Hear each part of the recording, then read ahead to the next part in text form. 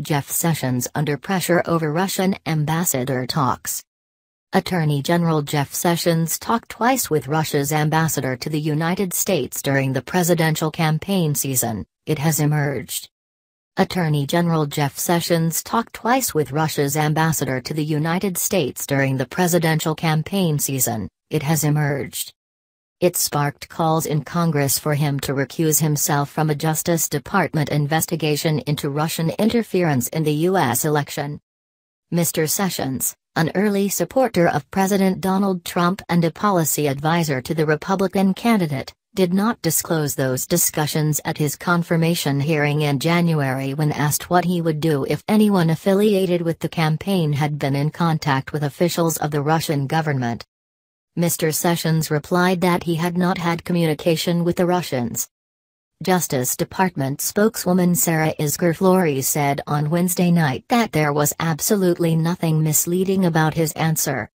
That statement did not satisfy Democrats, who even before Wednesday had sought his recusal from the ongoing federal investigation and had raised questions about whether he could properly oversee the probe.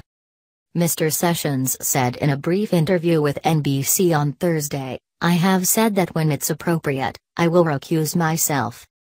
White House spokeswoman Sarah Huckabee Sanders earlier called the disclosure of the talks with the ambassador, Sergei Kislyak, the latest attack against the Trump administration by partisan Democrats.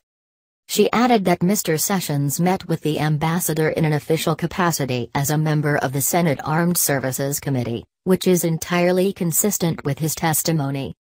House Democratic leader Nancy Pelosi accused Mr. Sessions of lying under oath and demanded that he resign.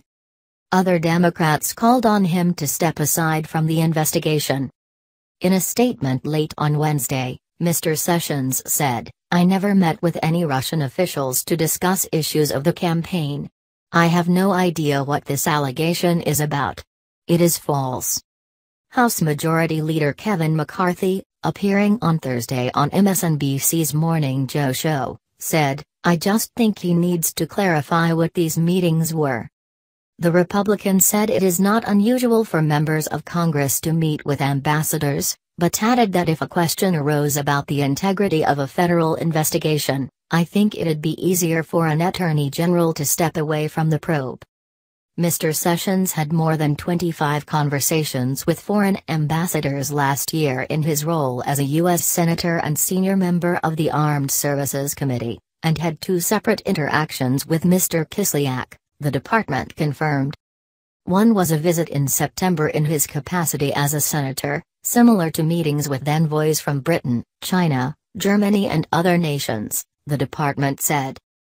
The other occurred in a group setting following a Heritage Foundation speech that Mr. Sessions gave during the summer, when several ambassadors, including the Russian ambassador, approached Mr. Sessions after the talk as he was leaving the stage.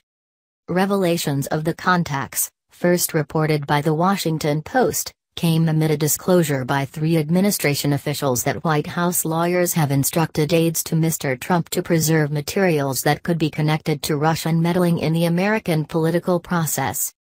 The officials who confirmed that staffers were instructed to comply with preservation of materials directions did so on condition of anonymity because they were not authorized to publicly disclose the memo from White House counsel Don McGahn. On the Sessions revelation, Representative Adam Schiff, the top Democrat on the House Intelligence Committee, said, "If reports are accurate that Attorney General Sessions, a prominent surrogate for Donald Trump, met with Ambassador Kislyak during the campaign, and failed to disclose this fact during his confirmation, it is essential that he recuse himself from any role in the investigation of Trump campaign ties to the Russians." Asked by reporters on Monday about the prospect of a recusal, Mr. Sessions had said, "I would recuse myself from anything that I should recuse myself on." At the confirmation hearing in January, Senator Al Franken asked Mr. Sessions about allegations of contact between Russia and Trump aides during the 2016 election. He asked Mr. Sessions what he would do if there were evidence that anyone from the Trump campaign had been in touch with the Russian government during the campaign. Mr. Sessions replied he was unaware of those activities.